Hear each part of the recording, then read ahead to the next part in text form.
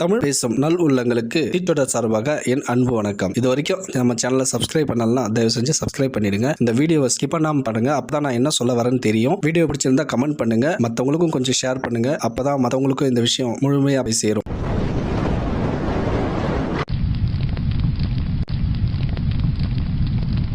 தீச்சுடர் செய்திகளை உடனுக்குடன் தெரிந்து கொள்ள சப்ஸ்கிரைப் பண்ணுங்க.